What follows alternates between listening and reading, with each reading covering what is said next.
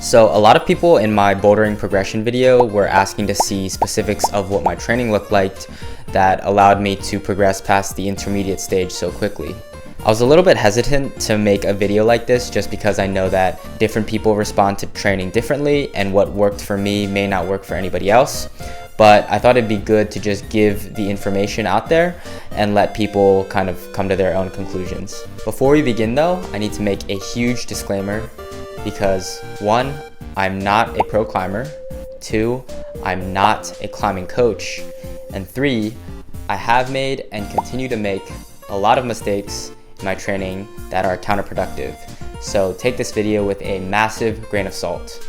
Also, by watching this video, you agree that I will not be held liable for any resulting pulley ruptures, torn ligaments, sore tendons, brain damage, or mental trauma that comes as a result. Now let's get into it. First, we have the max Tryhard day. This is the day that I would do whenever I'm feeling good, and preferably I would do this only after having a proper rest day or 2 rest days in a row. And as the name suggests, this is going to be my main hard training day. And the most important thing about this session is to have the ability to try near your limit, and we're talking like extreme demon levels of Tryhard here. So first, for this day, we have a long off-the-wall warm-up, and this can be anywhere from like 30 to 45 minutes, where I'm doing some hangboarding, not necessarily to increase strength, but just to get my fingers really warm. I'm also doing easy mobility work and lower body stuff to warm up, and also doing some shoulder engagement exercises such as like scapular retractions. The main thing here though is to really warm up my fingers. I'm not hangboarding to my max, but I should get to the point where I think I could do a maximal hang and not get injured. So for example, if hanging the middle beastmaker with one arm is your absolute max for 5 seconds, you should be able to get to the point where you can hang, say, the middle beastmaker with like a 6mm crimp in the other hand for a few seconds and not feel as though you're about to tweak something. The 2 things that I would progress towards is progression in the one-arm hangs, as well as progression in hanging from smaller and smaller edges with 2 arms. Again, I'm not doing any maximal hangs, but I should feel as though my fingers are capable of doing a maximal hang without injuring them. Next, we have the warm-up after the warm-up. So this is just on a board, doing some kind of warm-up for around 20 to 25 minutes, going from around V0 to around 3 to 4 grades below my max. After this, we have the near limit bouldering. So this is like 60 to 90 minutes.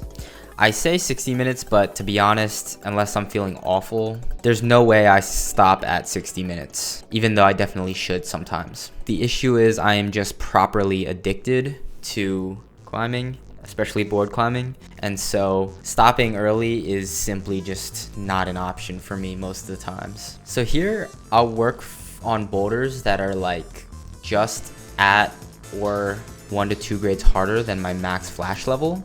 So that's like the max flash level all the way up to like long-term projects, and it really kind of depends on what I'm psyched on at the moment. Sometimes I'll do like a bunch of things that I should be able to flash or like do in a session, and occasionally I'll do like maximum projects where almost every move is like pretty limit for me, and so this kind of just depends on where my psych is at.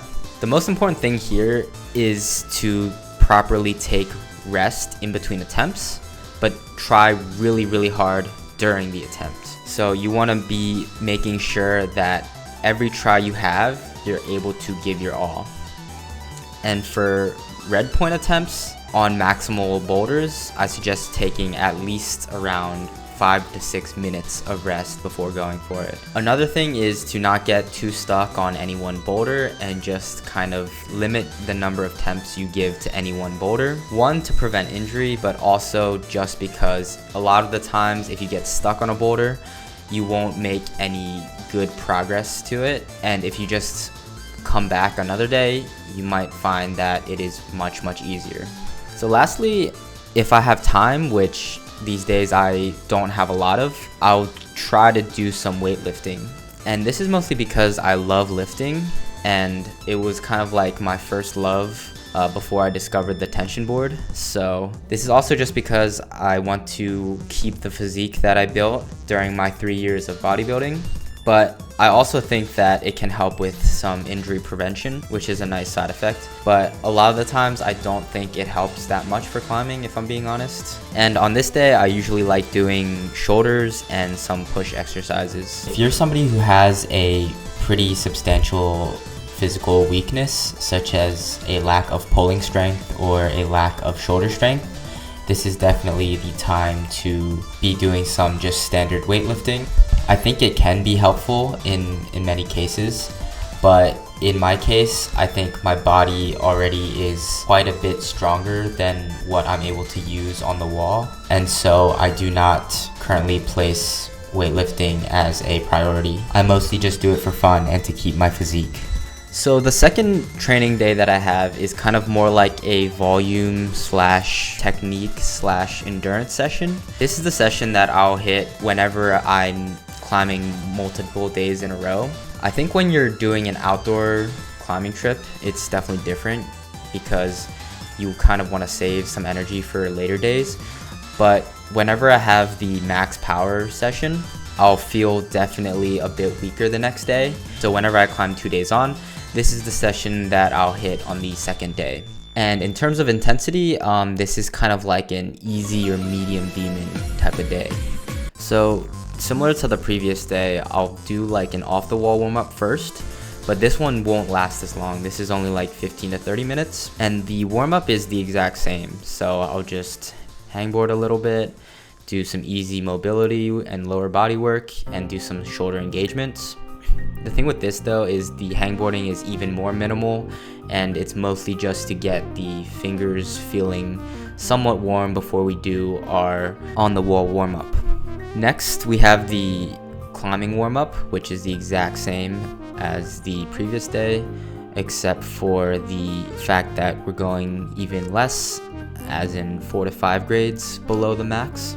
And I should clarify that max here means that your maximum level at a point where you're feeling completely 100%. So not necessarily during this day. So next is the volume bouldering part of the session. This is basically just like a standard bouldering session where you're working on either boulders that you should be able to flash or do in at most one session, either on a board or in the gym. And here you want to focus a lot on climbing with intention, so reading routes properly, not cutting feet, proper footwork, all the stuff. And you want to make sure that even though these are not maximal boulders, you should still be taking proper rest time in between and trying hard during them. Next we have like the endurance part, and I usually don't have time for this anymore, but if I still have time and I'm feeling okay, I'll do a little bit of endurance work. So this is like 4x4s, sport climbing, or using the tread wall. Basically get pumped while still trying to climb well. I think hopefully you'll still be able to get in a little bit of climbing technique and movement in while doing this, but the main purpose is to just get pumped. And for this, I would suggest resting even longer between tries. So you want to be pumped out of your mind and then rest like 8 to 10 minutes before doing it again. And lastly, I'll also try to do a little bit of weightlifting after this, although nowadays I don't really have time. And on this day, I usually try to hit biceps and legs, but it kind of just usually ends on the biceps. So lastly, we have the rest day, which is basically just any day that I'm not going to be climbing. And this is generally like a pretty easy day, I would say. I wouldn't say it's like completely easy, but it's like kind of like a medium day. And during this day, I kind of like doing the light Abrahangs, the hangboarding 2 times a day that Emil Abrahamson popularized. The thing with this though is you really don't want to go heavy at all. Like you want to be extremely light with it because you don't want to tax yourself at all for the next day, which is probably going to be like a hard training day. Even though these are like a little bit controversial, I do really like doing them because I used to be super tweaky in a drag, and every time I would try to use it when I climbed, it felt like my whole forearm was gonna explode. After doing some extremely like light hanging on my off days, I felt quite a bit more comfortable with using them. So I'm not sure how much placebo is in there, but I do think that it can definitely help get accustomed to different grips. Next, I'll also do a little bit of stretching. I'm naturally like very flexible, but I do think it's important to keep up with it. Although I don't stretch nearly as much as I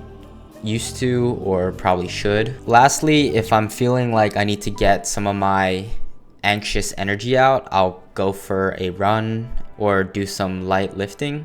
I usually have to be very careful if I'm gonna do any lifting because I've a tendency of going way too hard and then I'm kind of cooked for the next day. But I'm kind of somebody who really just needs to have some kind of physical activity every day or else I start losing it. So yeah, I also do this on occasion. So now I'd like to talk a little bit about how these 3 sessions kind of fit into my daily life. In an ideal world where I'm unemployed and don't have any other responsibilities, this is kind of what I would do, where I'd have like a max Tryhard day, followed by a volume and endurance day, followed by a light rest day, and just kind of repeat indefinitely. This is kind of what I was doing over the summer when I didn't really have much going on. In terms of deloads, I don't take any scheduled deloads, even though I think that would be probably optimal. The issue is I can schedule a deload all I want, but my psych is simply too high, and if I feel good, I will be going to the gym, I will be climbing, and I will be trying as hard as I can. But whenever my body feels like it is breaking down, I will take a deload, and in this case, this mostly will just look like a week where I'm only going every other day, and the sessions will hopefully not last as long, although they usually still do. Also, another thing to note is that before these 2 sessions, and especially before this one, I will always try to go to bed early and get at least like 8.5 to 9 hours of sleep. Ideally, I would do that every single day, but if I have to have nights where I don't get as good of sleep, I'll try to put it right here where the next day is a rest day, and so I don't completely cook my training schedule. So in my bouldering progression video, I had somebody asking how to improve, and somebody responded saying, "Oh, just be unemployed." And while there is some truth into that, I think the commenter might have been insinuating that I was unemployed, which is unfortunately not true. So here we have what I'm operating on right now. I work a full-time Also, the climbing gym is about like an hour away from me with traffic. It's really not possible to train as much as I want.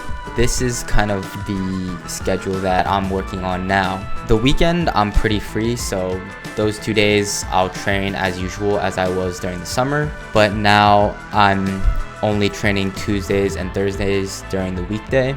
Occasionally, I'll swap out one of my max projecting sessions with like a volume day, especially if I'm not feeling 100%. This is kind of like the general idea. And again, I only kind of deload when I need to.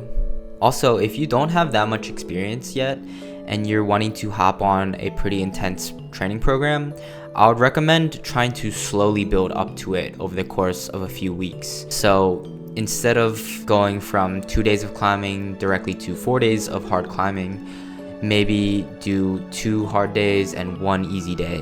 And then after a few weeks, you can do 3 hard days. And then after a few weeks, you can do 3 hard days and 1 easy day, something like that, just so that your body can slowly adapt to the increased load and you won't just end up injuring yourself right away. So in conclusion, I have 2 main training days. The first one being more intense and like more max projecting, and the second being more volume, technique, and endurance based. In an ideal world where I had no other obligations, I would just climb 2 days on, 1 day off forever, and I would have enough motivation and time and energy to do so. But unfortunately, because I have a full-time now and the climbing gym is so far away, I will climb 4 times a week, where Tuesdays, Thursdays, and Saturdays are a bit more intense and Sundays are a bit more volume and technique based. Again, if you don't have that much experience and you want to start training more frequently, I would recommend slowly building up that capacity over a long period of time.